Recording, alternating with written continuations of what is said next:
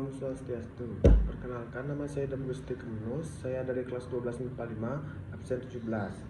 Saya akan menjelaskan tentang kasus terorisme yang terjadi di Surabaya pada tanggal 13 sampai 14 Mei 2018. Sedikitnya 15 orang tewas dan puluhan lainnya terluka setelah serangkaian pengeboman bunuh diri di 3 gereja di Surabaya, Jawa Timur.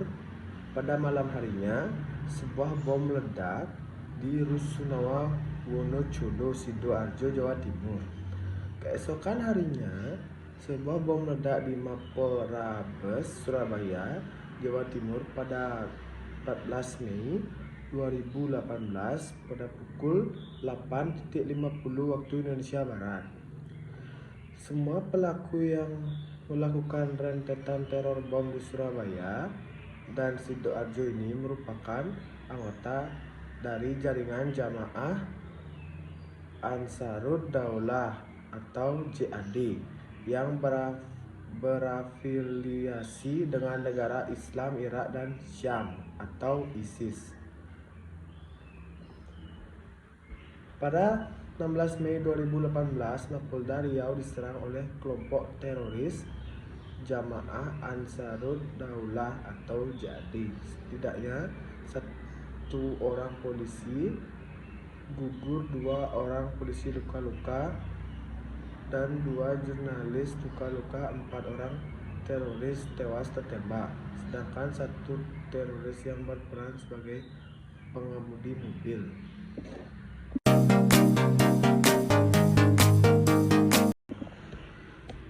Terorisme adalah perbuatan yang menggunakan kekerasan atau ancaman kekerasan yang menimbulkan suasana teror atau rasa takut secara meluas yang dapat menimbulkan korban yang bersifat massal dan menimbulkan kerusakan atau kehancuran terhadap objek vital yang strategis, lingkungan hidup, fasilitas publik, dan fasilitas internasional dengan motif ideologi politik atau gangguan keamanan.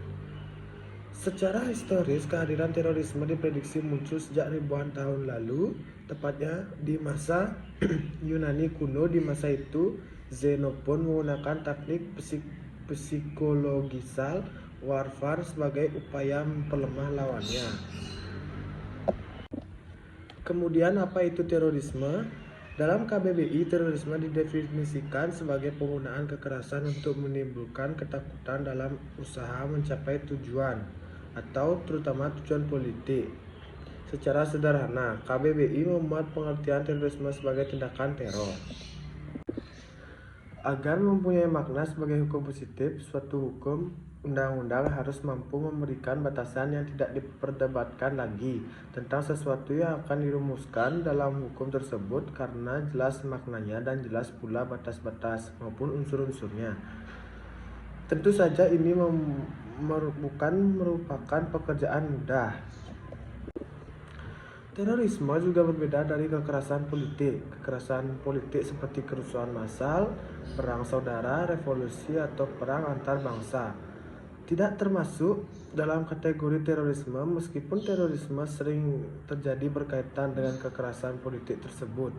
Kekerasan politik yang dilakukan oleh pejuang kemerdekaan melawan penjajahan atau oleh kelompok separatis akan dilakukan sebagai terorisme oleh pemerintah yang berkuasa. Namun demikian, pejuang kemerdekaan dan separatis akan disebut sebagai terorisme pemerintah yang berkuasa. Terorisme juga berbeda dari pembunuhan politik atau assassination. Meskipun sasaran pembunuhan politik adalah individu, namun dalam tindakan ini sasarannya spesifik. Sedangkan terorisme tidak mempunyai sasaran langsung yang spesifik, atau Ben Yehuda 1993.